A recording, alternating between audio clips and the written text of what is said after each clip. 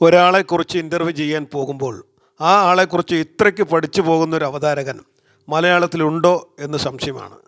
ചിരിയോടെയുള്ള വെറുപ്പിക്കാത്ത ചോദ്യം ചോദിച്ച് റെസ്പെക്റ്റ് കൊടുത്തു റെസ്പെക്റ്റ് വാങ്ങി പരിപാടി നയിക്കുന്ന രജനീഷിൻ്റെ ഇൻ്റർവ്യൂകൾ യൂട്യൂബിൽ കണ്ടുകൊണ്ടിരിക്കാൻ തന്നെ എന്ത് രസമാണ്.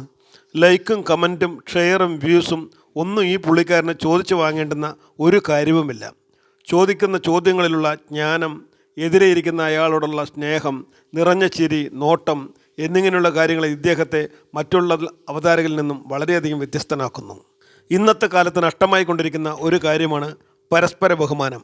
അതാണ് രജനീഷ് എന്ന ഈ അവതാരകൻ്റെ മുഖമുദ്ര തന്നെ. ഓരോ സെലിബ്രിറ്റിയോടും ചോദ്യങ്ങൾ ചോദിക്കുമ്പോൾ അദ്ദേഹം കാണിക്കുന്ന വിനയം അത് മറ്റുള്ളവർക്കൊരു പാഠമാണ്. ഇൻ്റർവ്യൂ ചെയ്യുമ്പോൾ അദ്ദേഹത്തിൻ്റെ ഭാവങ്ങൾ മിന്നിമറയുന്നത് കണ്ടിരുന്നു പോകും. കുളിമുറിയിൽ ഒളിഞ്ഞു നോക്കുന്നത് പോലെ ഒരുതരം ചൊറിഞ്ഞ പേഴ്സണൽ ക്വസ്റ്റ്യൻസ് ഒന്നും രജനീഷ് ചോദിക്കാറില്ല. വിവാദ വിഷയങ്ങൾ പോലും രജനീഷ് ചോദിക്കുന്നത് എല്ലാവിധ ബഹുമാനവും കരുതലും നൽകി നേർവഴിയിലൂടെയാണ് ചോദ്യം.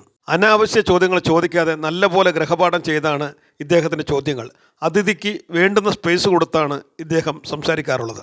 നല്ല പുഞ്ചിരിയോടും ആത്മവിശ്വാസത്തോടും പക്വതയോടും യാതൊരു മുഷിപ്പുമില്ലാതെ സംസാരിച്ച് പ്രേക്ഷകരെ പിടിച്ചിരുത്തുന്ന രീതി അതീവ ഹൃദ്യമാണ്.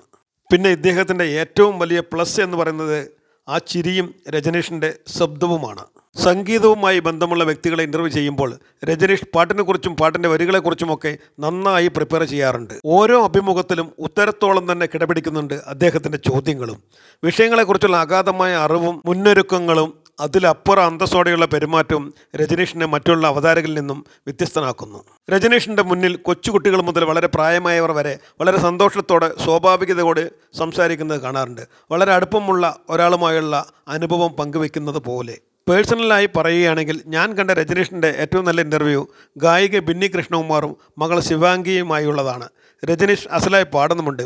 എന്തായാലും അന്യം നിന്നു പോകുന്ന നല്ല അവതാരകരിൽ ഒരാളായ ഇദ്ദേഹത്തിൻ്റെ ശബ്ദത്തിൻ്റെ ഗരിമയും മറ്റുള്ളവരെ മയക്കുന്ന പുഞ്ചിരിയും എല്ലാ വിഷയങ്ങളെക്കുറിച്ചുള്ള അഗാധമായ അറിവിനും അങ്ങനെ ഒരുപാട് ഗുണങ്ങളുള്ള രജനീഷിനെ ഇനിയും നല്ല ഉയരങ്ങൾ കേട്ടേക്കാനുള്ള ഊർജ്ജം സർവേശ്വര നൽകട്ടെ എന്ന് GPS മീഡിയ ആത്മാർത്ഥമായി ആശംസിച്ചുകൊള്ളുന്നു.